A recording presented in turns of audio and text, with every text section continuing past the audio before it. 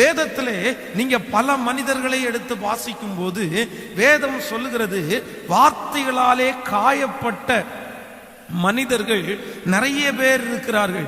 நீங்கள் அன்னாளை குறித்து வேதத்தில் வாசிக்கும் போது வேதம் சொல்லுகிறது, பெனினாள் என்கிற அவனுடைய கணவனாருடைய இன்னொரு மனைவி, வேதம் சொல்லுகிறது அவளை மிகவும் வருத்தப்படுத்துகிறாள். தன்னுடைய வாயினுடைய வார்த்தையினால் அவளுடைய இருதயத்தை உடைக்கிறாள். உடனே அன்னாள் தேவ சமூகத்திலே ஓடி தன்னுடைய இருதயத்திலே இருக்கிறது எல்லாவற்றையும் ஆண்டவருடைய சமூகத்திலே அப்படியே ஊற்றி விட்டார்கள். என்னுடைய வேதம் சொல்லுகிறது, அன்னாளுடைய கண்ணீரை கண்ட தேவன் ஒரு சாமுவேலை கொடுத்து அவர்களை ஆசீர்வதித்த தேவன் இன்றும் நம்முடைய ஆராதனையில இருக்கிறார். அவர் சொல்லுகிறார், உங்களுக்கு விரோதமாய் பேசுகிற நாவை நீங்கள் குற்றப்படுத்துகிற ஒரு நாள் சீக்கிரம் வரும் என்று வேதம் சொல்லுகிறது. சோ ஒரு தேவனுடைய பிள்ளைகள் மனிதர்கள் பேசுகிற வார்த்தையிலே மிகவும் கவனமுள்ளவர்களாய் நீங்கள் இருக்க வேண்டும். இந்த வார்த்தையை நான் தியானித்துக் கொண்டிருக்கும் போது ஆண்டவர் என்னோடு ஒரு 3 காரியங்களை என்னோடு பேசினார். அப்படி என்றால் மனிதர்களுடைய வார்த்தையினால் காயப்பட்டவர்களுக்கு தேவன் என்ன கொடுக்கிறாரு? வேதத்துல ஒரு மனிதன் அல்ல, 2 மனிதன் அல்ல, தேவன் பயன்படுத்தின அநேக பாத்திரங்கள் மனிதனுடைய வாயினுடைய வார்த்தையினால் காயப்படுத்தப்பட்டவர்கள், மனுஷனுடைய வார்த்தையினால் அழுதவர்கள், மனுஷனுடைய வார்த்தை இப்படி இருக்கே அப்படின்னு மிகவும் சஞ்சலப்பட்டவர்கள். அப்போ ஒரு 3 காரியத்தை ஆண்டவர் என்னுடைய இருதயத்தில் என்னோடு பேசி, இன்றைக்கு யாரெல்லாம் இந்த செய்தியை கேட்டுக்கொண்டிருக்கிறீர்களோ, ஒருவேளை உங்களை அப்படிப்பட்ட மனிதர்கள் காயப்படுத்துவார்களே ஆனால் இந்த 3 ஆசீர்வாதங்களும் உங்க தலை மேல இருக்கும் என்று நான் நம்புகிறேன். முதலாவதாக ஆண்டவர் என்னோடு கூட பேசும்போது மிக அழகான ஒரு வசனத்தினாலே பேசினார். வேதத்தை திறந்து எல்லாரும் எடுத்துக்கொள்ளலாம். அப்போஸ்தலர் நடபடிகள் 27ஆம் அதிகாரத்தை நாம் எடுத்துக்கொள்ளலாம். அப்போஸ்தலர் 27ஆம் அதிகாரத்திலே நம்ம 10வது வசனத்தை வாசிக்க போகிறோம். 27ஆம் அதிகாரம் 10வது வசனம். மனுஷரே, இந்த யாத்திரையிலே சரக்கு கப்பலுக்கு மாத்திரம் அல்ல, நம்முடைய ஜீவனுக்கும் வருத்தமும் மிகுந்த சேதமும் உண்டாயிருக்கும் என்று காண்கிறேன் என்று சொல்லி அவர்களை எச்சரித்தான். 100க்கு அதிபதி பவுலினால் சொல்லப்பட்டவைகளை பார்க்கிலும் மாலுமியையும் கப்பல் எஜமானனையும் அதிகமாய் நம்பினான். நீங்கள் இனி வாசிக்கும் போது 21வது 22வது வசனத்தை வாசிக்கும் போது, அநேக நாள் அவர்கள் போஜனம் பண்ணாமல் இருந்தபோது பவுல் அவர்கள் நடுவே நின்று, மனுஷரே, இந்த வருத்தமும் சேதமும் வராதபடிக்கு என் சொல்லை கேட்டு கிரேத்தா தீவை விட்டு புறப்படாமல் இருக்க வேண்டியதாய் இருந்தது. ஆகிலும் திடமனதாய் இருங்கள் என்று இப்பொழுது உங்களுக்கு தைரியம் சொல்லுகிறேன். கப்பற் சேதமே அல்லாமல் உங்களில் ஒருவனுக்கும் பிராண சேதம் வராது. ஏனென்றால் என்னை ஆட்கொண்டவரும் நான் சேவிக்கிறவருமாகிய தேவனுடைய தூதனானவர் இந்த ராத்திரியிலே என்னிடத்தில் வந்து நின்று, பவுலே, பயப்படாதே, நீ ராயனுக்கு முன்பாக நிற்க வேண்டும். இதோ உன்னோட கூட யாத்திரை பண்ணுகிற யாவரையும் தேவன் உனக்கு தயவு பண்ணினார் என்றார். ஆண்டவருடைய பிள்ளைகளே, நன்றாய் என்னை கவனிங்கள். இன்றைக்கு நான் கொடுக்க போகிற செய்தி என்னன்னா, மனிதனுடைய வார்த்தையினால் காயப்பட்ட உங்களுக்கு தேவன் கொடுக்கிற 3 விதமான ஆசீர்வாதங்களை குறித்து இன்றைக்கு உங்களோடு பேசும்படியாக ஆண்டவர் என்னை அனுப்பி இருக்கிறார். முதலாவதாக இந்த வசனத்திலே நம்ம வாசித்தோம், அப்போஸ்தலனாகிய பவுலை காவல் செய்து அவனை கைகளிலே விலங்கு போட்டு இப்பொழுது இன்னொரு ராஜாவிடத்திலே விசாரிக்கிறதற்காக அழைத்து கொண்டு போகிறார்கள். ஆனா அந்த பிரயாணம் ஆரம்பிக்கும் போதே அப்போஸ்தலனாகிய பவுல் அங்கே இருக்கிற அந்த முக்கியமான நபரிடத்துல சொல்லுறான், இந்த மாதிரி நம்ம இந்த வழியா போக வேண்டாம், இந்த வழியில பயங்கரமான சேதங்கள் நமக்கு இருக்குது, கொஞ்சம் லேட் பண்ணலாம், கொஞ்சம் பார்த்து நம்ம போலாம் அப்படின்னு அவன் எவ்வளவோ சொன்ன போதிலும் அந்த கப்பலிலே இருக்கிற அதை நடத்துகிற அந்த மனுஷன் பவுலுடைய வார்த்தையை 100க்கு அதிபதி பவுலினால் சொல்லப்பட்டவைகளை பார்க்கலும் அந்த கப்பலை ஓட்டுகிற அந்த மாலுமி சொல்றத அவன் கேட்டான். அப்படி என்றால் அங்கே அப்போஸ்தலனாகிய பவுலுடைய வார்த்தைகள், வாயிலிருந்து புறப்பட்ட வார்த்தைகள் அப்படியே அசால்ட்டா அதை ஒரு பெரிய கேர் எடுக்காம விட்டுட்டாங்க. நான் என்ன நம்புறேன் அப்படின்னா, இவன் ஒரு அடிமை தானே, இவன் ஒரு சாதாரணமாய் நம்ம இவனை அரெஸ்ட் பண்ணிட்டு போயிட்டு இருக்கிறோம், அவன் சொல்றதெல்லாம் கேட்கலாமா, அவன் சொல்றதெல்லாம் கேட்க முடியுமா? ஐயோ, அப்படி ஒருவேளை இந்த மனுஷன் நான் பெரிய ஆளா இருந்தா இன்னைக்கு நம்ம அவனை அரெஸ்ட் பண்ணி கூட்டிட்டு போக வேண்டிய அவசியம் இல்லையே.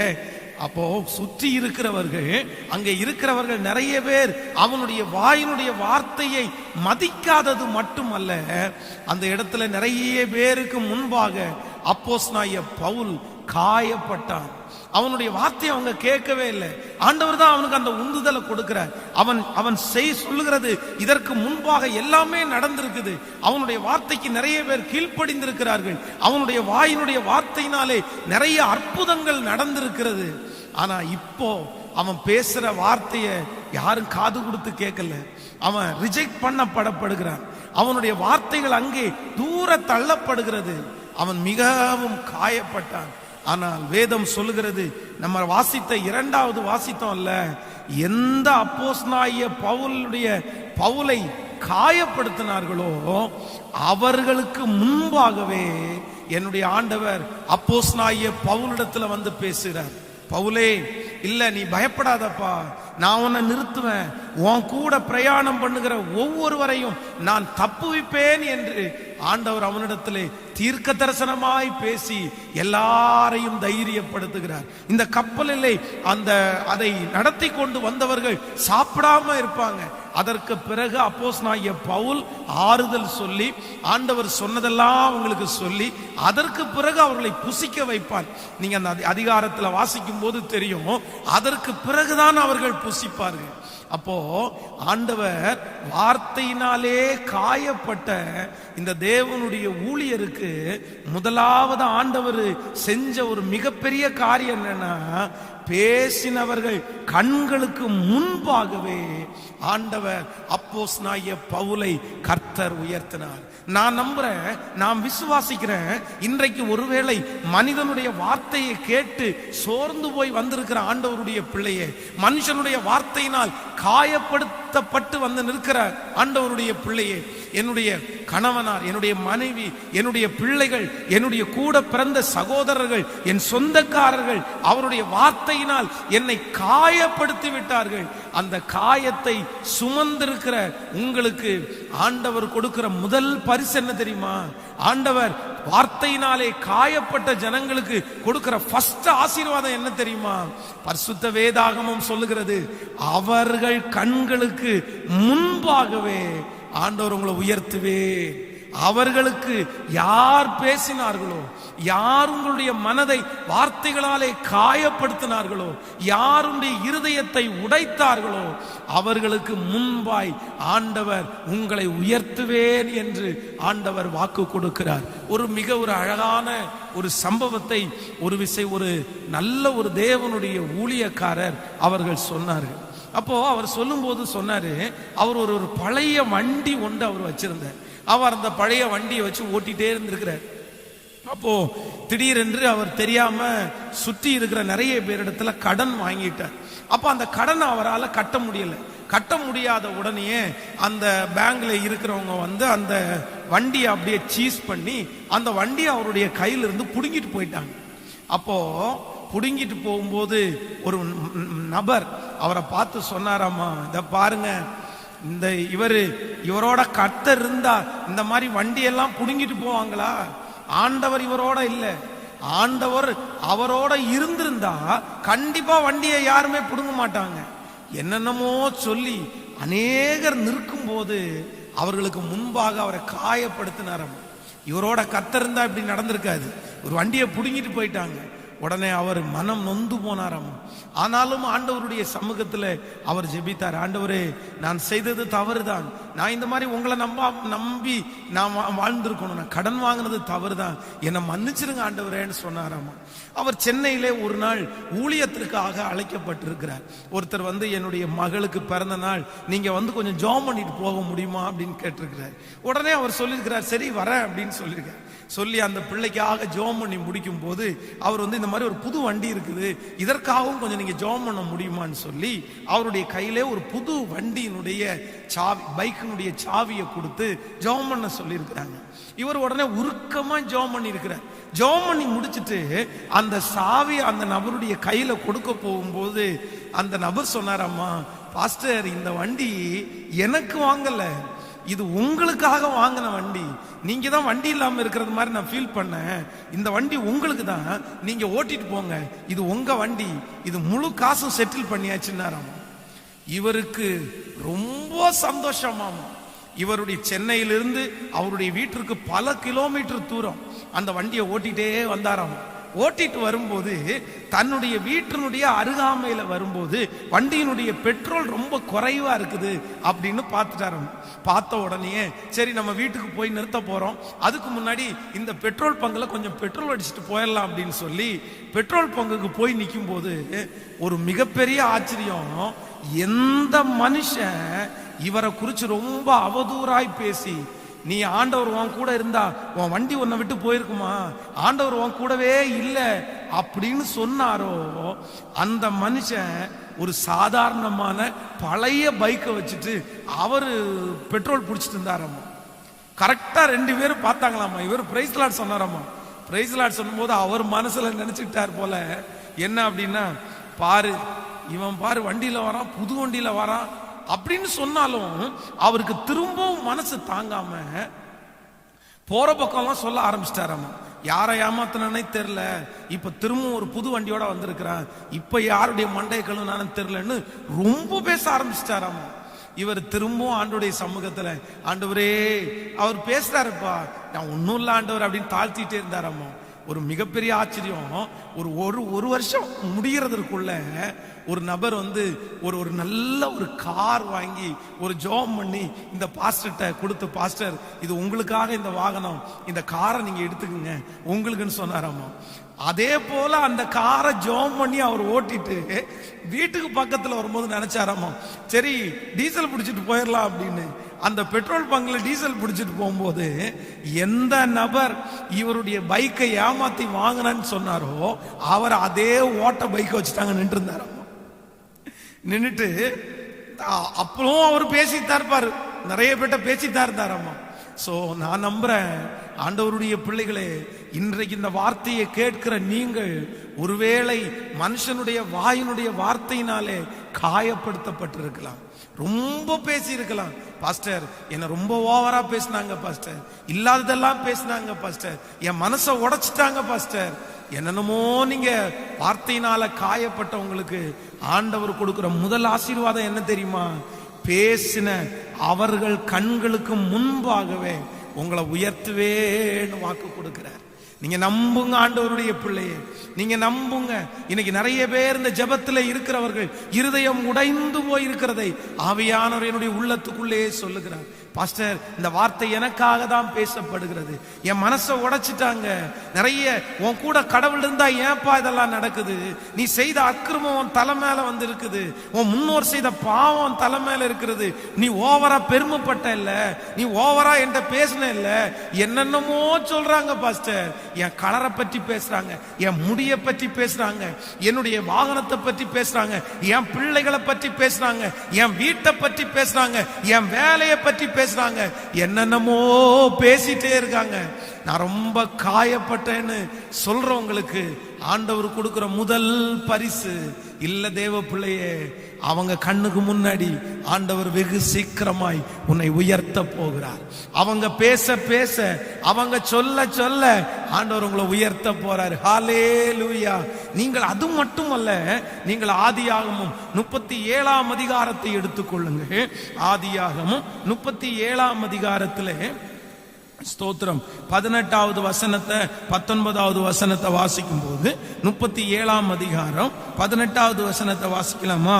அவர்கள் அவனை தூரத்தில் வர கண்டு அவன் தங்களுக்கு சமீபமாய் வரும் முன்னே அவனை கொலை செய்யும்படி சதி ஆலோசனை செய்து ஒருவரை ஒருவர் நோக்கி, இதோ சொப்பனக்காரன் வருகிறார், நாம் அவனை கொன்று இந்த குழிகளில் ஒன்றிலே அவனை போட்டு ஒரு துஷ்ட மிருகம் அவனை பட்சித்தது என்று சொல்லுவோம், வாருங்கள், அவனுடைய சொப்பனம் உங்கள் எப்படி முடியும் பார்ப்போம் என்றார்கள்.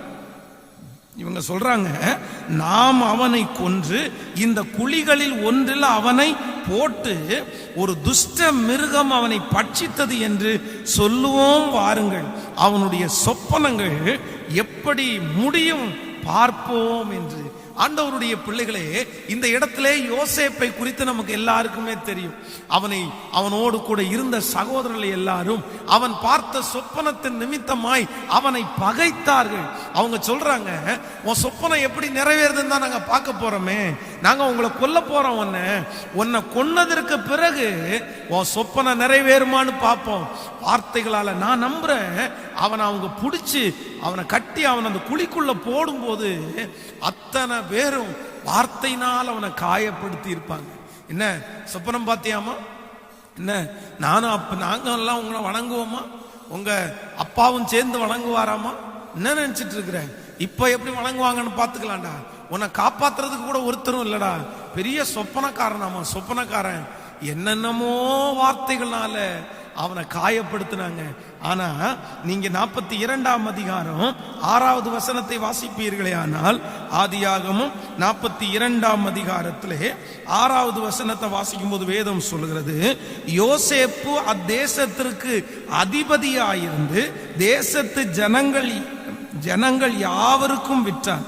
யோசேப்பின் சகோதரர் வந்து, எல்லாரும் சேர்ந்து வாசிங்க, முகம் குப்பர தரையிலே விழுந்து அவனை வணங்கினார்கள். யோசேப்பு அவர்களை பார்த்து தான் சகோதரர் என்று அறிந்து கொண்டான். அறிந்தும் அறியாதவன் போல கடினமாய் அவர்களோட பேசி, நீங்கள் எங்கிருந்து வந்தீர்கள் என்று கேட்டான். அதற்கு அவர்கள், கானான் தேசத்திலிருந்து தானியம் கொள்ள வந்தோம் என்றார்கள். ஆமென் சொல்லுங்கள். ஆண்டவருடைய பிள்ளைகளே, இந்த இடத்துல மிக அழகாய் சொல்லுகிறது, அவ்வளவு தூரம் பேசி அவனை காயப்படுத்தின அவனுடைய சகோதரர்கள் இப்ப வந்து என்ன பண்றாங்க அப்படின்னா, பார்த்த அவர்கள் சகோதரர்கள் என்று அவன் அறிந்து கொண்டான். ஆனா அவர்கள் அவனை சகோதரன் என்று அறிந்து கொள்ளல. எல்லாரும் ஒருவேளை தன்னுடைய சொந்த சகோதரன் தெரிஞ்சிருந்தா அவங்க யாருமே வந்து வணங்கி இருப்பாங்களா என்னன்னு தெரியல. எல்லாருக்கும் ஒரு எண்ணம் வந்திருக்கும், அன்னைக்கு நம்ம இப்படி சொன்னோம்ல, இனி நம்ம இவனை காலில் விழுந்து வணங்கணுமா வேண்டாமா அப்படின்னு. ஆனா இன்னைக்கு அவங்க அப்படிப்பட்ட ஒரு தாட்டை நினைக்க கூட முடியாத அளவிற்கு யோசேப்பு பெரியாளாய் உயர்த்தப்பட்டான். ஒருவேளை இது யோசேப்பு தான் அப்படின்னு சொல்லி அவங்க கண்டுபிடிச்சா கூட இன்னைக்கு யோசேப்பு எங்கேயோ உயர்ந்துட்டான். ஆனா அவங்க சகோதரர்கள் கண்டிப்பா அவனிடத்துல வந்து முழங்கால் படிட்டே ஆக வேண்டிய ஒரு சூழ்நிலை அளவுக்கு ஆண்டவர் அவனை உயர்த்திட்டாரு.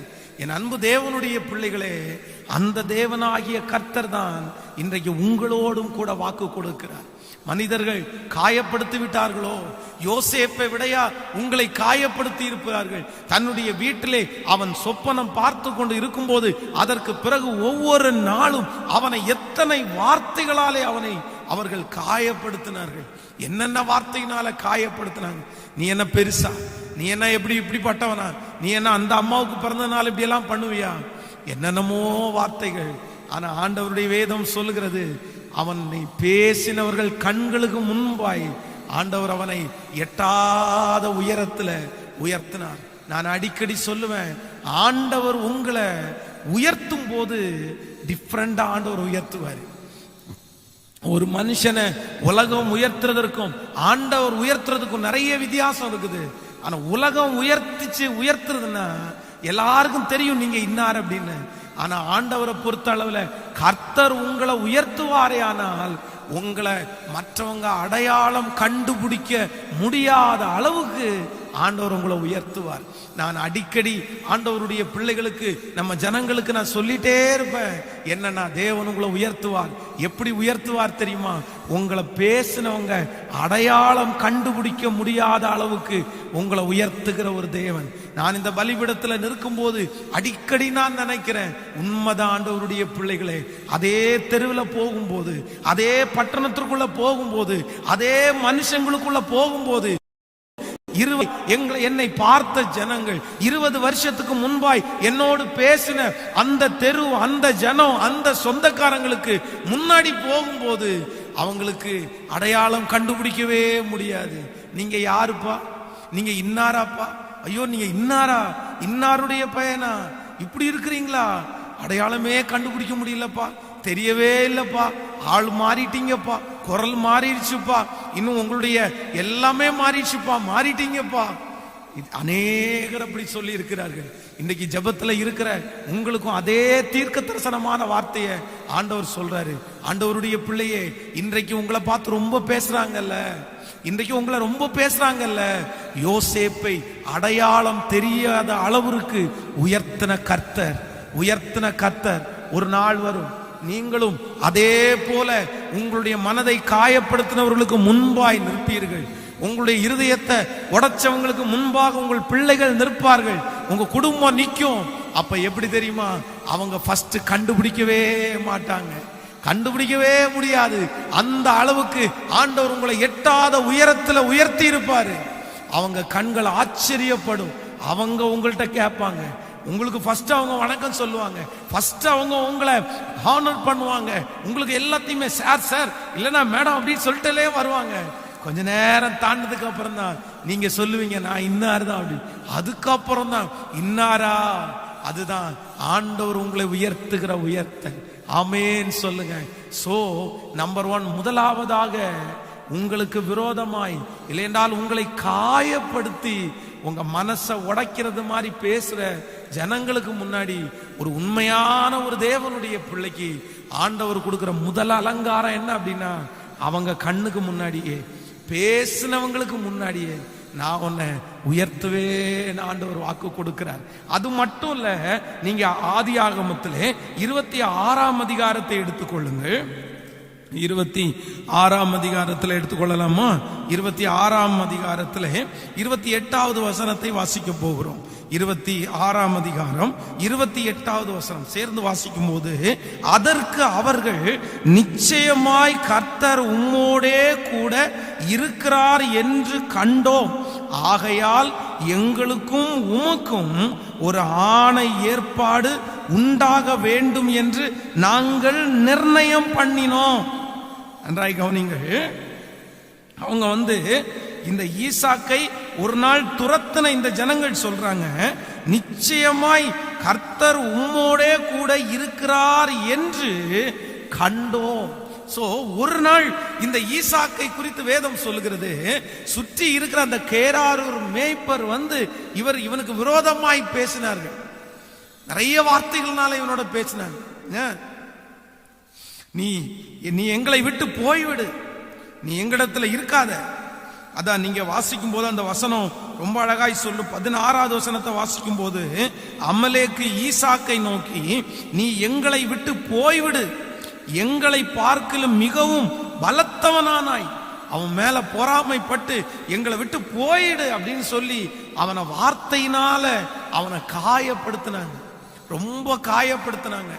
ஆனா இங்க 28வது வசனம் சொல்லுகிறது, அவங்க எல்லாரும் சொல்றாங்க, நிச்சயமாகவே கர்த்தர் உங்களோடு கூட இருக்கிறார் என்கிறதை கண்டோ.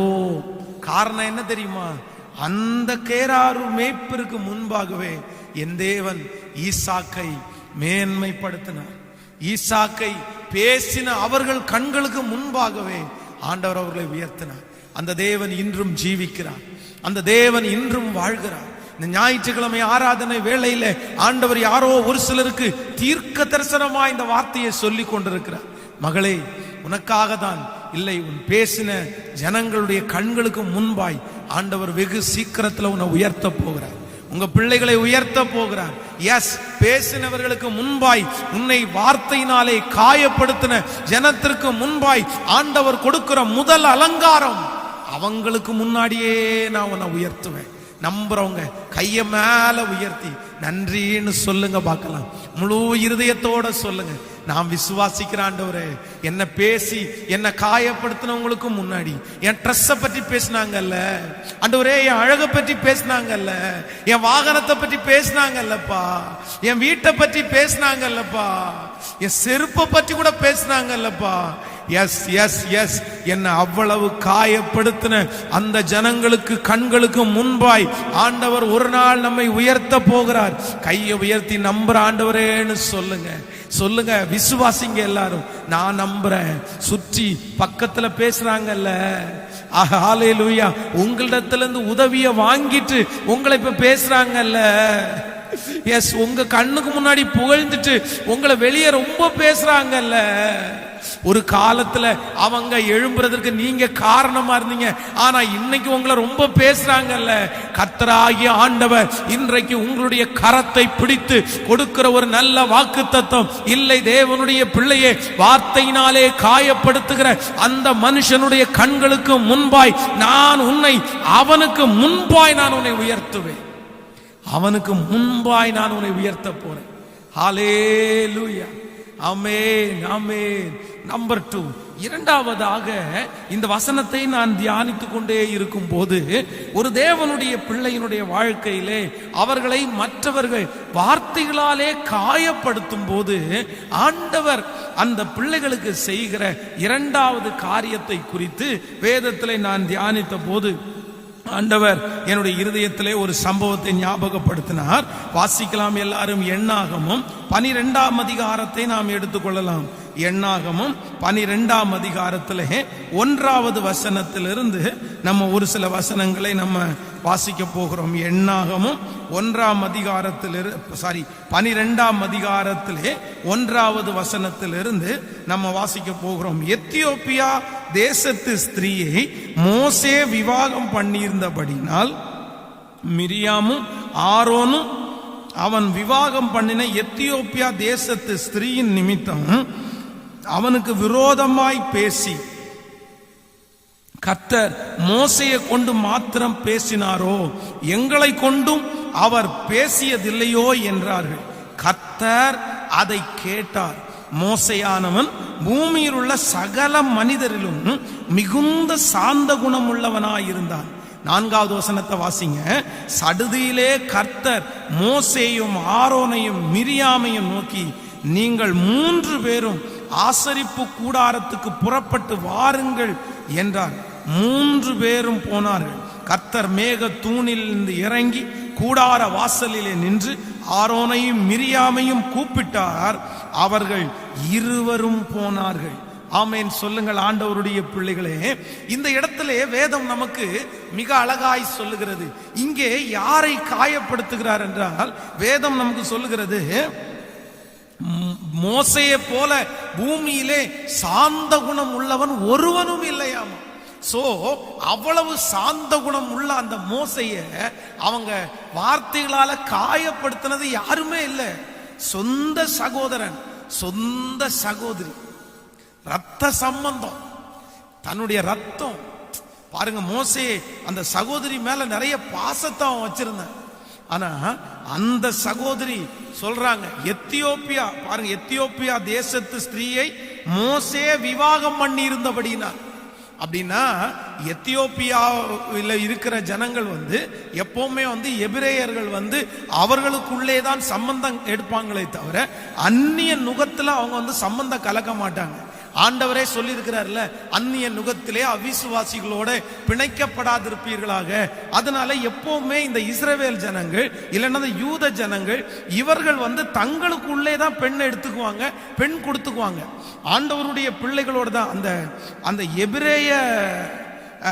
எபிரேய ஸ்திரீகளை தான் எடுத்துக்கொள்வாங்களே தவிர அந்நிய நாட்டில் அவங்க கல்யாணம் பண்ணாங்கன்னா அவங்க சாபத்துக்குரியவங்க, தண்டனைக்குரியவங்க, அது சரியில்லை அப்படின்னு ஒன்று இருந்துச்சு. ஆனா மோசே ஆண்டவர் லீடரா மாத்தினாரு. இப்ப எல்லாருமே குற்றப்படுத்துறாங்க. என்ன இவங்க 2 பேரும் என்ன குற்றப்படுத்துறாங்கன்னா, நீ கல்யாணம் பண்ணது எத்தியோப்பியா தேசியத்து ஸ்திரீ. அப்ப நான் என்ன நம்புறேன் அப்படின்னா, அவனுக்கு பண்ண மேரேஜை வச்சு அவனை வருத்தப்படுத்துறாங்க. என்னதான் இருந்தாலும் பெரிய ஆண்டவரோட பேசிட்டு இருக்கிற, ஆண்டவர் உங்ககிட்ட பேசுறாருன்னு பயங்கரமா நீங்க எங்கள்கிட்ட சொல்ற, 20 லட்சம் ஜனங்களுக்கு நீ தலைவனா இருக்கிற, ஆனா நீ போய் அந்நிய நுகத்துல போய் ஒரு பொண்ணு எடுத்துட்டு வந்தவன் தானே, எத்தியோப்பியா ஸ்திரியை கல்யாணம் பண்ண வந்தானே, அங்க போயிட்டு அந்த பொண்ணை பார்த்த உடனே நான் இது நினைக்கிறேன், அந்த பொண்ணை பார்த்த உடனே உனக்கு பிடிச்சிருச்சு, பிடிச்ச உடனே கல்யாணம் பண்ணிட்ட, அவ்வளவுதான். எப்படி உனக்கு தோணிருச்சு? நீ ஆண்டவரோட பிள்ளை தானே, நீ கல்யாணம் பண்ணக்கூடாது இல்ல? வா, அப்படி இவ்வளோ பண்ணிட்டு உன் கூட ஆண்டவர் பேசுவாரா? எங்க கூட பேச மாட்டாரா? எங்க கூட ஆண்டவர் பேச மாட்டாரா? இப்படிதான் இவங்க சொல்லியிருப்பாங்கன்னு நினைக்கிறேன். ஆனா நான் நம்புறேன், மோசே சுத்தமான கை உடையவன். மோசையை குறித்து வேதம் சொல்லுகிறது, அவன் சாந்த குணம் உள்ளவன், அவன் சாந்த குணம் உள்ளவன். சோ அவனை யாருமே அப்படி குற்றப்படுத்தவே முடியாது. அந்த அளவிற்கு ரொம்ப நீதிமானாய் வாழ்ந்தவன் அவன், நீதிமானாய் வாழ்ந்தவன்.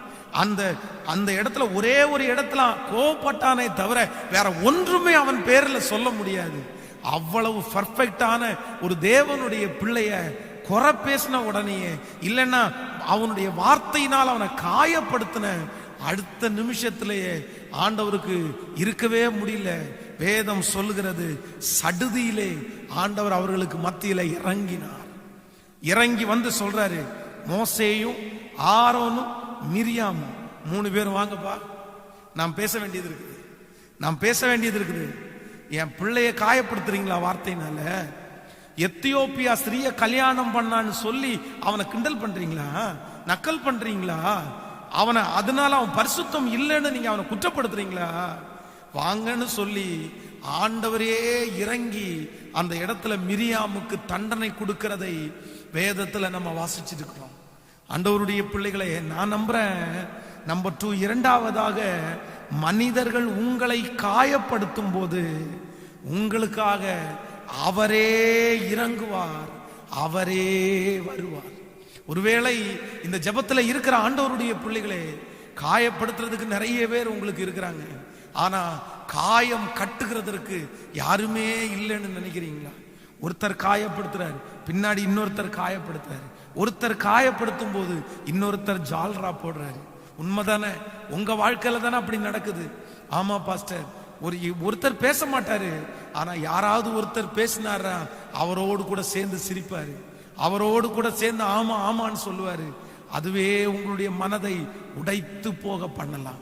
யாரிடத்திலும் ஆறுதல் இல்லை. எனக்காக யார் பேசுவார், எனக்காக யார் வருவார், எனக்காக யார் இருக்கிறார்? இவங்க இவ்வளவு மனசுல என்ன காயப்படுத்துறாங்களே, யாராவது ஒரு வார்த்தை அமைதியா இருப்பா, அவன் அப்படி பேசாதப்பா அப்படி சொல்ல மாட்டாங்களா?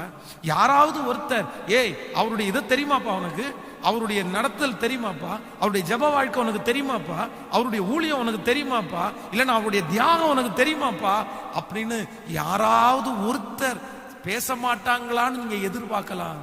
ஆனா யாருமே பேசாம இருக்கலாம். எனக்கு உரியவங்க கூட பேசல பாஸ்டர், என் ரத்த சம்பந்தம் கூட எனக்காக பேசல பாஸ்டர், என் கணவனோ என் மனைவி, என் கணவன் பேசல பாஸ்டர், என் மனைவி பேசல, எங்க அம்மா அப்பா பேசல. ஆனா நான் நம்புறேன், இல்லாண்டவருடைய பிள்ளைகளே, கர்த்தர் கொடுக்கிறார். கர்த்தர் சொல்ற வார்த்தை, மனுஷங்க வார்த்தைகளால் நம்மை காயப்படுத்தும் போது ஆண்டவர் யாரையும் எதிர்பார்க்க மாட்டாரு, அவரே இறங்கி வருவார்.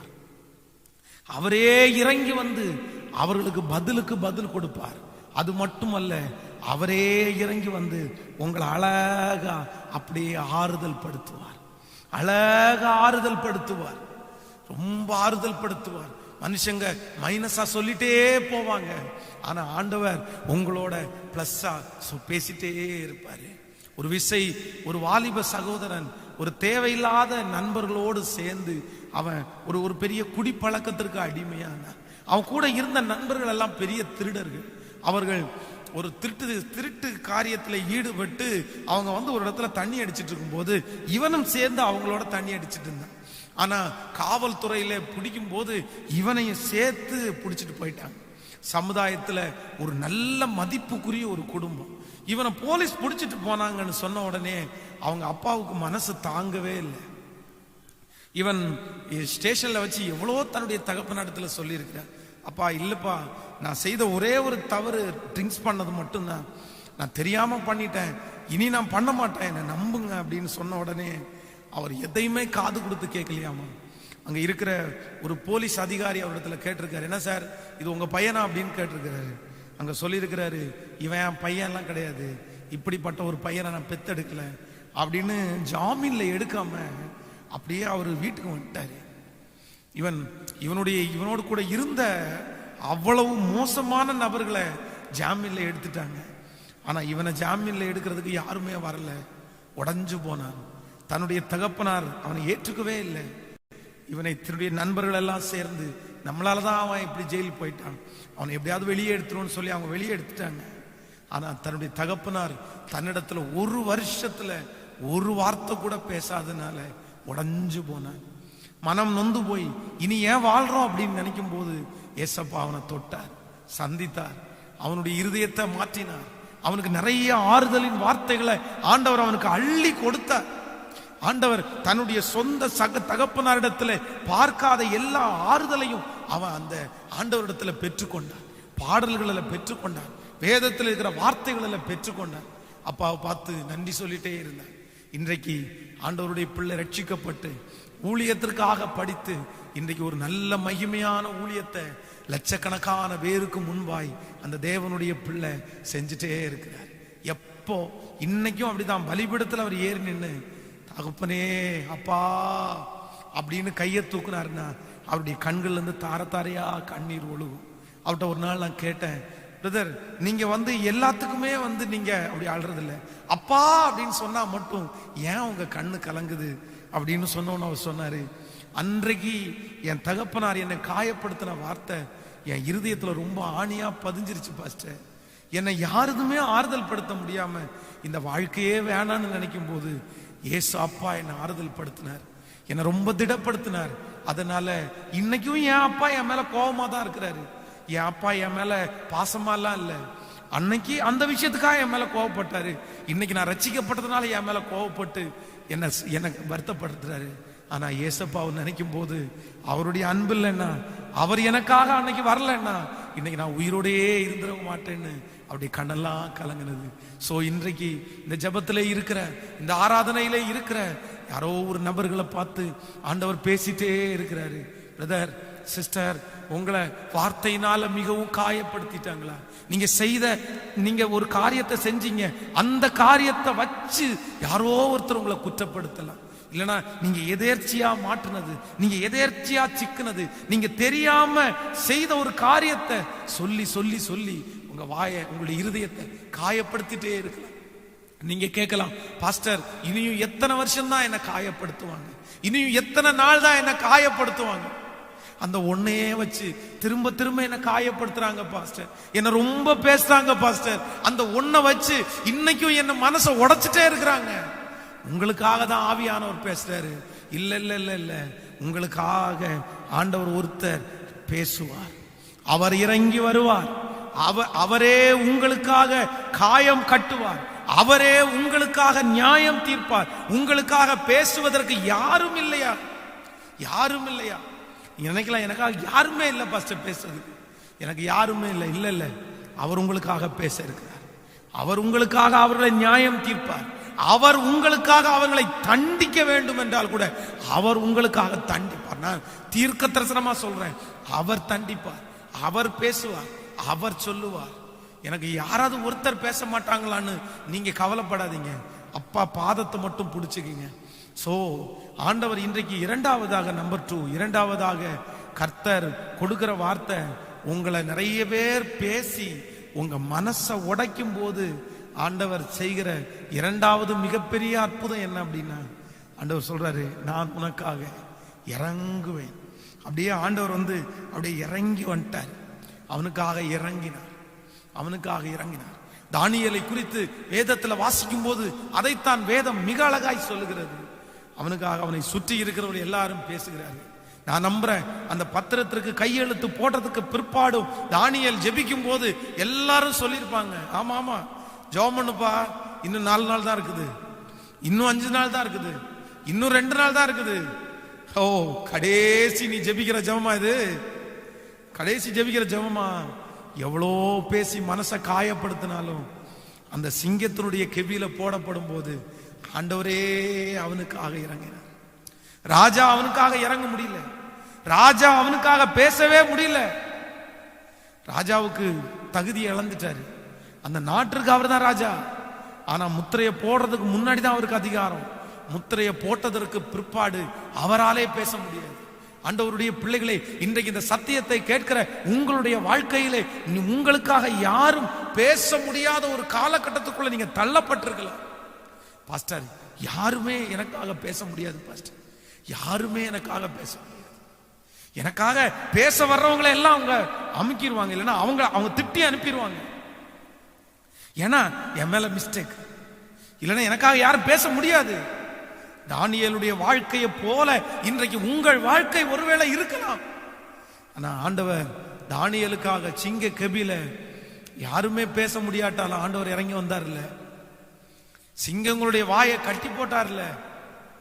ஹல்லேலூயா. அவனுக்காக தானியேலுக்காக இறங்கின அதே ஆண்டவர் தான் இன்னைக்கு இந்த ஆராதனையில நம்மை பார்த்து சொல்லுகிறார், நானே உனக்காக வழக்காடுவேன், நானே உனக்காக பேசுவேன், நானே உனக்காக பரிந்து பேசுவேன், நானே உனக்காக காயம் கட்டுவேன், நானே நானே. ஹல்லேலூயா. எத்தனை பேர் விசுவாசிக்கிறீங்க? ஆமென் சொல்லுங்க. நான் நம்புற ஆண்டவரேன்னு சொல்லுங்களேன். கைய மேல உயர்த்தி, எஸ் லார்ட், நான் விசுவாசிக்கிறேன். ஆமாப்பா, என் மனசை காயப்படுத்திட்டாங்கப்பா, ஏதோ அந்த ஒரு காரியத்தை சொல்லி என்னை காயப்படுத்திட்டாங்கப்பா. ஆனா இந்த ஞாயிற்றுக்கிழமை ஆராதனை நடந்து கொண்டிருக்கும் போதே அநேகருடைய வாழ்க்கையில ஆண்டவர் அப்படியே இறங்குறார், ஆண்டவர் அப்படியே இறங்குறார். அன்னாளை குறித்து வேதம் சொல்லுகிறது, பெண்ணினால் அவளை ரொம்ப காயப்படுத்தினார். தன்னுடைய கணவனார் பேசும்போது கூட அவளுக்கு ஆறுதல் கிடைக்கல, அவளால் ஆறுதல் அடையவே முடியல. ஆனா வேதம் நமக்கு மிக தெளிவாய் சொல்லுகிறது, ஆண்டவர் அப்படியே நேரடியா இறங்குறார். சமாதானத்தோட போ மகளே, சமாதானத்தோட போ. நீ உற்ப கால திட்டத்துல நீ ஒரு நல்ல குழந்தைய பெத்தெடுப்ப, நீ ஒரு நல்ல குழந்தைய பெத்தெடுப்ப. தான் முதல் பேர்சபா வரைக்கும் அந்த மனுஷன் ஒரு மிகப்பெரிய தீர்க்கதரிசியாய் தேவனோடையே ஆரம்பித்து தேவனோடையே மரித்து தேவனோடையே முடித்த ஒரு மிகப்பெரிய தீர்க்கதரிசியாக சாமுவேல் தீர்க்கதரிசி மாற்றப்பட்டார். இன்றும் ஆண்டவர் நமக்கு அப்படித்தான் சொல்லுகிறார். ஹல்லேலூயா. நான் நம்புறேன் சுவாமி, நான் நம்புறேன் சுவாமி. மனிதர்கள் என்னுடைய இருதயத்தை காயப்படுத்தும் போது நீரே எனக்கு இறங்குவீர். ஹல்லேலூயா, ஹல்லேலூயா. நம்பர் 3, மூன்றாவதாக இன்னைக்கு ஆண்டவருடைய சமூகத்திலே நான் ஜெபித்த போது, ஒரு மனிதர்கள் நம்மை காயப்படுத்தும் போது, வார்த்தைகளால் மனிதர்கள் நம்மை காயப்படுத்தும் போது ஆண்டவர் நமக்கு செய்கிற மூன்றாவது ஒரு காரியத்தை குறித்து வேதத்தில் வாசிக்கும் போது, அதான் 1 சாமுவேல் 17ஆம் அதிகாரத்திலே 27, 28 நம்ம வாசிக்க போகிறோம். 1 சாமுவேலின் புஸ்தகம் 17ஆம் அதிகாரம் 27வது 28வது வசனத்தை வாசிக்கலாமா? அதற்கு ஜனங்கள், அவனை கொல்லுகிறவனுக்கு இன்னபடி செய்யப்படும் என்று முன் சொன்ன வார்த்தைகளே அவனுக்கு சொன்னார்கள். அந்த மனுஷரோடே அவன் பேசிக் கொண்டிருக்கிறதை அவன் மூத்த சகோதரனாகிய எலியாப் கேட்டபோது தாவீதின் மேல் கோபம் கொண்டு, நீ இங்கே வந்தது என்ன? வனாந்தரத்தில் உள்ள அந்த கொஞ்ச ஆடுகளை நீ யார் வசத்தில் விட்டாய்? யுத்தத்தை பார்க்க அல்லவா வந்தாய்? உன் துணிகரத்தையும் உன் இருதயத்தின் அகங்காரத்தையும் நான் அறிவேன் என்றார். ஆண்டவருடைய பிள்ளைகளே, இந்த இடத்திலே அடுத்ததாக தாவீது என்கிற ஒரு மனுஷனை இவங்க காயப்படுத்துகிறதை குறித்து வேதம் நமக்கு சொல்லுகிறது. அங்க இருக்கிறதுலே சிறுவன் தான் தாவீது. அவனுடைய மூத்த சகோதரன் இவன் பக்கத்துல இருக்கிற இடத்துல போய், இந்த கோலியாத்தை கொல்றவங்களுக்கு என்ன கிடைக்கும் அப்படின்னு கேட்கும் போது, இல்லைன்னா ஒரு காரியம், ஒரு ஊழியம் என்று வைத்துக் கொள்ளுங்கள், இல்லைன்னா ஒரு வேலைன்னு வச்சுக்கோங்க, அதை ஆரம்பிக்கிறதுக்காக ஸ்பீடோட அப்படி கேட்கும் போது அவனுக்கு விரோதமாய் அவனுடைய சொந்த சகோதரன் அவன் எழும்பி என்ன சொல்றான் அப்படின்னா, நீ அந்த கொஞ்ச ஆடுகளை யார் வசத்தில் விட்டாய் அப்படின்னா, நீ எங்களை மாதிரி பராக்கிரமசாலி கிடையாது, பெரிய யுத்தத்தில் இருக்கிறவன் கிடையாது, கொஞ்சம் ஆடு வச்சிருக்கிறவன் அப்படின்னா அவனை தாழ்த்தி பேசுகிறான். உன்னால ஒண்ணுமே முடியாதுடா, நீ வெறும் ஆடுகளை வச்சிருக்கிறவன். அப்படி அது மட்டும் இல்ல, கொஞ்சம் ஆடுகளை யார் வசத்தில் விட்டாய், யுத்தத்தை பார்க்க அல்லவா வந்தாய். நீ இங்க யுத்தம் பண்றதுக்காக வரல, வேடிக்கை பார்க்க தானப்பா வந்த. வேடிக்கை முதல்ல அவனை குறைச்சு பேசிட்டான். உனக்கு தகுதியே இல்லை, நீ சின்ன பையன், நீ யுத்தத்தை பார்க்கறது தானே வந்த. அடுத்து சொல்லும் போது உன் இருதயத்தின் அகங்காரத்தை நான் அறிவேன். என்ன அதான் நம்ம ஊர்ல சொல்லுங்க, திமிரு பண்ணிட்டு திமிரு, அவனுக்கு ரொம்ப ஓவரா திமிரு மாதிரி பண்ணிட்டு இருக்கல. ரொம்ப அதான் அவன் மனசு அப்படியே உடைக்கிற மாதிரி தான் அவன் கேட்டதா அதான். சரிப்பா உன்னால பண்ண முடியாதுப்பா, அவன் ரொம்ப ஹைட்டா இருக்கிறான்ப்பா, எங்களாலே பண்ண முடியல, பரவாயில்ல இந்த வயசுல உனக்கு இருக்கிற அது சந்தோஷமா இருக்குது, ஆனா பண்ண முடியாது சாமி அப்படின்னு சொல்லல. உன் இருதயத்தின் அகங்காரத்தை நாங்கள் அறிவோம். ரொம்ப பேசிட்டான். ஆனா வேதம் சொல்லுகிறது, தாவீது அது வரைக்கும் ஒருவேளை அவன் தகுதி உள்ளவனா இல்லாம இருக்கலாம். அது வரைக்கும் கோலியாத்தை ஜெயிப்பதற்கு அவனுக்கு தகுதி இல்லை, கொஞ்சம் ஆடுகளை தான் மேய்ச்சிட்டு இருந்தான். ஆனா எப்ப இவங்க சொன்னாங்களோ அப்பவே அவன் தகுதி ஆயிட்டான். நான் நம்புறேன். நம்பர் 3, மூன்றாவது, மனிதர்கள் உங்களை காயப்படுத்தி பேசும்போது, வார்த்தைகளால் உங்களை காயப்படுத்தும் போது ஆண்டவர் செய்கிற மூன்றாவது மிகப்பெரிய ஆசீர்வாதம் என்ன அப்படின்னா, எவர்கள் காயப்படுத்தினாலும் ஆண்டவர் அவங்க காயப்படுத்துகிற வார்த்தையே வச்சு உங்களை தகுதிப்படுத்துவேன்னு ஆண்டவர் வாக்கு கொடுக்கிறார். நீ ராஜாவாக மாட்டேன்னு அவனை வந்து குத்தி பேசுறாங்க. உனக்கு தகுதி இல்லை, உனக்கு பலன் இல்லை, நீ சின்ன பையன், நீ யுத்தத்தை வேடிக்கை பார்க்க வந்தவன் அப்படின்னு அவனை சொல்லும் போது என்ன இல்லைன்னு அவங்க பேசினாங்களோ அதை அவங்களுக்கு கொடுத்து அவங்க கண்ணுக்கு முன்னாடி உயர்த்துறவதான் கர்த்தர். தேவ பிள்ளையே, நம்பர் 3, மூன்றாவதாக, உங்களை சுற்றி பேசுகிற ஜனங்கள், உங்களை வார்த்தையினால காயப்படுத்தி பேசுற ஜனங்கள் இன்னைக்கு எந்த காரியத்துல உங்களை குற்றமா பேசுறாங்களோ, நன்றாய் கவனிங்கள். உங்களுக்கு படிப்பு இல்லைன்னு குற்றப்படுத்துறாங்களா, அழகு இல்லைன்னு குற்றப்படுத்துறாங்களா, பிழைக்க தெரியலன்னு குற்றப்படுத்துறாங்களா, எந்த காரியத்துல நீங்க ஒண்ணும் இல்லைன்னு உங்களை குற்றப்படுத்தி உங்க மனசை உடைக்கிறாங்களோ, நான் நம்புறேன் அவங்க பேசின அடுத்த நிமிஷத்திலேயே ஆண்டவர் வந்து உங்களுக்கு அந்த தகுதியை ஆரம்பிச்சிட்டாரு, உங்களை தகுதிப்படுத்த ஆரம்பிச்சிட்டாரு. நான் அதுதான் நம்புறேன், நான் அதுதான் விசுவாசிக்கிறேன். என் வாழ்க்கையிலே இதே போல பலாயிரக்கணக்கான சாட்சிகளை நான் சுமந்துட்டு இருக்கிறேன். மனுஷன் எந்த நேரத்துல தகுதி இல்லை அப்படின்னு நம்மளை நினைச்சு பேசுறாங்களோ அப்பவே நம்மை அதற்கு தகுதிப்படுத்துகிற ஒரு நல்ல தேவன் நம்மோடு கூட இருக்கிறார். ஹல்லேலூயா! எத்தனை பேர் நம்ப முடியும்? எத்தனை பேர் விசுவாசிக்க முடியும்? உங்க கைகளை உயர்த்தி ஒரு ஹல்லேலூயா சொல்லுங்க பார்க்கலாம். ஹல்லேலூயா! ஒரு விசை மறக்க முடியாத ஒரு சம்பவம். ஒரு ஸ்கூலுக்காக பேசுகிறதற்காக நான் அழைக்கப்பட்டேன். அப்படின்னா எனக்கு நம்முடைய செய்தியெல்லாம் கேட்ட ஒரு 5 வருடங்களுக்கு முன்பாக ஒரு நல்ல ஒரு பிரதர் வந்து திருச்சபைக்கு வந்துட்டு இருந்தார். அவருக்கு ஒரு ஆசை. என்ன ஆசை அப்படின்னா, எப்படி ஆகிலும் வந்து என்ன அவருடைய ஸ்கூல்ல இருக்கிற அந்த +2 ஸ்டூடெண்ட்டுக்கு கொஞ்சம் பேச வைக்கணும் அப்படின்னு சொல்லி ஒரு ஆசை. அதனால பல ஆண்டுகள் முயற்சி எடுத்து ஒரு 5 வருடத்திற்கு முன்பாக அவருக்கு ஒரு சின்ன வாய்ப்பு கிடைச்சது. அங்க இருக்கிற மேனேஜ்மெண்ட் இடத்துல பேசி, எங்க பாஸ்டர் ஒரு 1/2 hour வந்து 10க்கும் +2க்கும் மட்டும் ஒரு 1 மணி நேரம் கொடுத்துட்டீங்கன்னா போதும் அப்படின்னு சொன்னார். உடனே அப்படிப்பட்ட ஒரு வாய்ப்பு கிடைச்சிருச்சு. நான் வந்து சரி, அங்கே வந்து ஸ்கூலா இருக்கிறதுனால அவங்க சொல்லிட்டாங்க, ஜிப்பா வேஷ்டி வேணாம் பாஸ்டர், நீங்க வந்து பேண்ட் ஷர்ட்டோட வந்துருங்க அப்படின்னு சொல்லிட்டாங்க. சரி, ஓகே, நோ ப்ராப்ளம், நான் பேண்ட் ஷர்ட்டோட அங்கே போறேன். போன உடனே வந்து எனக்கு கொஞ்சம் வயசு அப்போ இன்னும் இதோட கொஞ்சம் கம்மியா இருந்ததுனால போன உடனே அவருடைய நண்பர்கள் டீச்சர்ஸ் எல்லாம் வந்து அவரையே கிண்டல் பண்ண ஆரம்பிச்சிட்டாங்க. என்ன இது நீங்க யாரையோ ஒரு பெரிய ஆளை கூட்டிட்டு வருவீங்க, பெரிய ஆளை கூட்டிட்டு வரேன், பெரிய ஆளை கூட்டிட்டு வரேன் அப்படின்னு சொன்னீங்க. போயும் இவரும் வைஸ் மேனட் தான் இருக்கிறாரு, இவரை போய் கூட்டிட்டு வந்திருக்கிறீங்க அப்படின்னு அவங்களுக்குள்ளேயே பேசிட்டு இருக்கிறாங்க. நான் உடனே ஆண்டவருடைய சமூகத்துல ஏசப்பா என்ன தகுதிப்படுத்துங்கப்பா தகுதிப்படுத்துங்கன்னா மனசுக்குள்ள சொல்லிட்டே இருக்கிறேன். அதே போல கரெக்டா அந்த டைம் வந்துருச்சு. இப்ப 10th ஸ்டூடெண்ட்டுக்கு முன்பாக நான் போய் நிக்கிறேன். நான் போய் நின்ன உடனே அந்த சார் வந்து அனௌன்ஸ் பண்றாரு, இப்போ வந்து இந்த சார் வந்து நம்மோட பேசுறதுக்காக வந்திருக்கிறாரு அப்படின்னு அவர் சொல்றாரு. இந்த ஸ்டூடெண்ட் பேசுறத நிப்பாட்டவே இல்லை. எல்லாம் அவங்க பாட்டு கத்தி பேசிட்டு இருக்காங்க. நான் உள்ள வந்தது தெரியும், நிக்கிறது தெரியும், அவர் வந்தது தெரியும். இவங்க பார்க்கவே இல்லை திரும்பி கூட. எனக்கு ஏற்கனவே இருந்த ஆவியும் அப்படியே போயிடுச்சு. மனசுக்குள்ள ஒரே வார்த்தை, ஏசப்பா தகுதிப்படுத்துங்க, ஏசப்பா தகுதிப்படுத்துங்க, ஏசப்பா. அப்படியே ஒரு சின்ன ஒரு கிளாப் பண்ண உடனே டக்குன்னு அமைதியாயிட்டாங்க. அப்படியே அந்த ஸ்பாட்லயே வந்து ஒரு 2 நிமிஷம் என்னுடைய சாட்சியை அப்படியே சொல்லி அந்த ஸ்டூடெண்ட்டுக்கு ஒரு 1/2 hour 10th பேசினேன்.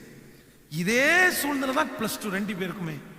ஆனா உண்மையிலே ஆண்டவருடைய பிள்ளைகளே, என்னுடைய பெருமைக்காக நான் அதை சொல்லல, கண்டிப்பா இல்ல. ஆண்டவர் நாம் மட்டும் அதிக மகிமைப்படட்டும். அவர் தான் அந்த மாதிரி கிருபையை கொடுக்கிறாரு. அந்த 1/2 மணி நேரம் பேசி முடிச்சுட்டு அந்த ஸ்கூலை விட்டு வெளியே வரும்போது +2 ஸ்டூடெண்ட்டும் 10th ஸ்டூடெண்ட்டும் என் பின்னாடியே வந்தாங்க. என் பின்னாடியே வந்து அண்ணே அண்ணே அண்ணே அண்ணே எனக்கு எங்களுக்கு ஒரு டவுட்டுண்ணே, இதுக்கு என்னென்ன பண்ணலாம், இதுக்கு என்னென்ன பண்ணலாம் அப்படின்னு சுத்தி ஒரு சில டவுட் கேட்டாங்க. நான் எல்லாருக்கும் டவுட் கேட்டுட்டு, மகன் இந்த மாதிரி என்னுடைய ஃபோன் நம்பர் இருக்குடா, நீங்க சார்கிட்ட வாங்கிக்கிங்க, உங்களுக்கு என்ன டவுட்னாலும் எனக்கு கால் பண்ணி நீங்க இடத்துல நீங்க பேசலாம், நான் உனக்கு கவுன்சிலிங் கொடுக்குறேன் அப்படின்னு சொல்லி அந்த ஸ்கூலை விட்டு வெளியே வரும்போது அப்படியே கண்ணீரோடு வந்தேன். ஏன் அப்படின்னா ஒரு 10 நிமிஷத்துக்கு முன்னாடி தான் ரொம்ப குறைவாய் பேசினாங்க. அவங்க வார்த்தை ரொம்ப என்ன காயப்படுத்திருச்சு. இவனுக்கு என்ன தகுதி இருக்குது, இவன் ஆழ்பாரு, என்ன தகுதி. ஆனா ஆண்டவர் அப்படி இல்லை. அவங்க எப்போ என்ன குறைவாய் பேச ஆரம்பிச்சாங்களோ அப்பவே ஆண்டவர் என்ன பண்ணிட்டாருன்னா என்னை தகுதிப்படுத்திட்டாரு. நான் அந்த ஸ்கூலை விட்டு வெளியே வரும்போது அப்படிதான் ஜெபம் பண்ணேன். ஆண்டவரே, நானே 10th 3 பாடம் ஃபெயிலு, +2 பக்கமாவே போகல. ஆனா ஆண்டவர் செய்யறதெல்லாம் நினைச்சு பார்க்கும்போது அவ்வளோ மகிழ்ச்சியா இருக்குது, அவ்வளோ சந்தோஷமா இருக்குது. இன்றைக்கு இந்த செய்தியில் இந்த ஞாயிற்றுக்கிழமை என்னோடு இருக்கிற என் அன்பு தேவ ஜனமே, என் அன்பு தேவ பிள்ளையே, இன்னைக்கு நிறைய நாட்களாக ஆலயங்கள் திறக்கப்படாம இருக்குது. ரொம்ப வருத்தமா இருக்குது. நீங்க எத்தனை பேர் ஆண்டவருக்குள்ள வேரூன்றி இருக்கிறீங்கன்னு எங்களுக்கு தெரியாது. ஆனா முடிந்தவரை இந்த லாக்டவுன்ல நாட்களை வீண் பண்ணாம ஏதாவது ஒரு ஊழியத்தை வேகமாய் செய்து கொண்டிருக்க வேண்டும் என்பதற்காக செஞ்சுட்டே இருக்கிறோம். நாங்க நிறைய ஊழியங்களை செஞ்சுட்டே இருக்கிறோம். ஆனா நீங்க ஆண்டவரோட இல்லைன்னா இனி உள்ள வாழ்க்கையில உங்களால பிழைக்கவே முடியாது. வாலிப தம்பிங்க தங்கச்சிங்க, ஒருவேளை இந்த சத்தியத்தை கேட்டுட்டு இருப்பீங்கன்னா உங்களை அன்பாய் சொல்லுகிறேன், தம்பி தயவு செய்து உங்களுடைய நேரத்தை வீணடிச்சிடாதப்பா, உங்க காலத்தை தொலைச்சிடாதப்பா. ஒரே ஒரு போன்ல உன் வாழ்க்கை முடிஞ்சிடக்கூடாது, ஒரு கேம்ல உன் வாழ்க்கை முடிஞ்சிடக்கூடாது, ஒரு Facebookல உன் வாழ்க்கை முடிஞ்சிடக்கூடாது, ஒரே ஒரு யூடியூப்ல உன் வாழ்க்கை முடிஞ்சிடக்கூடாது, ஒரே ஒரு சேட்டிங்ல உன் வாழ்க்கை முடிஞ்சிடக்கூடாது சாமி. ஒரே ஒரு நபரிடத்துல நீ பேசி பேசி உன் வாழ்க்கைய முடிச்சிடாத. நீ ரொம்ப தூரம் ஓட வேண்டியவன், நீ ரொம்ப தூரம் ஓட வேண்டியவன் மகன். நீ நிறைய சாதிக்க வேண்டியது இருக்குது, நீ நிறைய வாழ வேண்டியது இருக்குது, நீ நிறைய சம்பாத்தியம் பண்ண வேண்டியது இருக்குது, நீ நிறைய ஆத்துமாக்களை ஆதாயம் பண்ண வேண்டியது இருக்குது, நீ நிறைய ராஜாக்களோடு நிற்க வேண்டியது இருக்குது, அநேக இடங்களில் உன்னை ஆண்டவர் அலங்கரிக்க வேண்டியது இருக்குது. அதற்காக தான் உன்னை இந்த சின்ன வயசுல ஆண்டவர் தெரிந்து கொண்டார். இந்த வயசுல ஆண்டவர் உன்னை தெரிந்து கொள்வதற்கு அதுதான் காரணம். இல்லைன்னா ஒரு கிறிஸ்தவ குடும்பத்துல நீ பிறந்திருக்கிறதுக்கு வாய்ப்பே இல்லை. உங்க அம்மா அப்பா இன்னைக்கு ஆண்டவரை ஏற்றுக்கொள்றதற்கு காரணமே ஆண்டவர் உன் மேல வச்சிருக்க பெரிய திட்டம் தான். நீ ஆண்டவரை தேடுனதற்கு ஒரு மிகப்பெரிய காரணமே ஆண்டவர் உன் மேல வச்ச திட்டம் தான். உன் கூட படிச்சவங்க நிறைய பேருக்கு இந்த சத்தியம் தெரியாது. உன் கூட படிச்சவங்க நிறைய பேருடைய அம்மா அப்பா இந்த ஆண்டவருடைய பிள்ளைகளா இல்ல. நீ ரட்சிக்கப்பட்ட பிள்ளை, நீ ஒரு நல்ல தேவனுடைய குடும்பத்துல பிறந்த பிள்ளை. சோ இன்னைக்கு ஏதோ ஒரு காரியத்திற்காக இந்த இருக்கிற காலங்களை வீணடிக்காம ஆண்டவரோட ரொம்ப நெருக்கமாய் பேசி ஆராதிச்சு பாடி நான் தீர்க்க தரிசனமா சொல்றேன், இனி இருக்கிற நெக்ஸ்ட் ஜெனரேஷனுக்கு ஆண்டவர் இல்லாம நீ பொழைக்க முடியாது தம்பி, தங்கச்சி, நீ ஆண்டவர் இல்லாம பொழைக்க முடியாது. ஆண்டவர் இல்லாம ஒரு அடி கூட உன்னால எடுத்து வைக்க முடியாது. ஆண்டவர் இல்லாம உன்னால எதையுமே செய்ய முடியாது. ஆண்டவர் இல்லைன்னா உன் வாழ்க்கை கண்ணீர். ஆண்டவர் இல்லைன்னா உன் வாழ்க்கை கண்ணீர். சோ ஆண்டவர் சொல்றாரு, உனக்கு தகுதியே இல்லைன்னா கூட தகுதிப்படுத்துகிற ஒரு தேவன் இருக்கிறார். உன்னை தகுதிப்படுத்துகிற ஒரு தேவன் இருக்கிறார். உன்னை அலங்கரிக்கிற ஒரு தேவன் இருக்கிறார். உனக்கு கிருபைகளை தருகிற ஒரு தேவன் இருக்கிறார். சோ நம்பர் 3, மூன்றாவதாக, மனிதர்கள் வார்த்தைகளால் உங்களை காயப்படுத்தும் போது ஆண்டவர் சொல்றாரு, அவங்க என்ன வார்த்தையினால உன்னை பேசி மனசை நோகடிக்கிறீங்களோ அந்த வார்த்தைக்கு உன்னை நான் தகுதி படுத்துவேன். பணம் இல்லாதவங்கன்னு உங்களை பார்த்து பேசினாங்களா, கர்த்தர் பணத்தை கொடுப்பாரு. ஆண்டவருடைய பிள்ளை பணத்தை கொடுப்பாரு. இவனுக்கு யார் இருக்காங்க அப்படின்னு கேட்டு மனசை உடைச்சாங்களா, உங்களுக்காக அவரே நேரடியாக வந்து இறங்கி வந்து பேசுவார். ஹல்லேலூயா. எந்த காரியத்துல உன் பிள்ளைங்க இப்படி இருக்காங்க அப்படின்னு சொல்லி உங்க வாயின உங்களை வார்த்தைகளால காயப்படுத்தினாங்களா, உங்க பிள்ளைகளை ஆண்டவர் அவங்களுக்கு முன்னாடி உயர்த்தி காண்பித்து அந்த வார்த்தையை நிறைவேற்றுவார். அதுதான் கர்த்தர். அதான் ஆண்டவர் சொல்றார், உனக்கு விரோதமாய் பேசப்படுகிற எந்த நாவையும் நீ குற்றப்படுத்துவாய். உனக்கு விரோதமாய் உருவாக்கப்படும் எந்த ஆயுதமும் அது வாய்க்காதே போ. சோ மனுஷனுடைய வார்த்தையை பார்த்து கலங்க வேண்டாம். ஆண்டவர் உங்க கூடவே இருக்கிறார். ஹல்லேலூயா. இன்னைக்கு ஒரு 3 காரியத்தை ஆண்டவர் நம்மோடு கூட பேசினார். நம்பர் 1, ஒரு தேவனுடைய பிள்ளை மனுஷனுடைய வாயினுடைய வார்த்தையினால காயப்படுத்தப்படும் போது ஆண்டவர் உங்களுக்காக என்ன செய்யறாரு தெரியுமா? 1, பேசினவங்க கண்ணுக்கு முன்னாடியே உங்களை உயர்த்துவேன்னு வாக்கு கொடுக்கிறார். நம்பர் 2, உங்களுக்காக பேசிட்டு இருக்கும் போதே உங்களுக்காக யாருமே இல்லையா, அவர் சொல்றார், நான் உனக்காக அங்க இறங்குவேன், நான் உனக்காக வழக்காடுவேன், நான் உனக்காக பேசுவேன். நம்பர் 3, மனிதர்கள் உங்களுக்கு விரோதமாய் பேசி உங்க மனசை காயப்படுத்தும் போது அவங்க எந்த காரியத்தை வச்சு உங்களை காயப்படுத்துறாங்களோ அதை உனக்கு கொடுத்து உன்னை தகுதிப்படுத்துவேன்.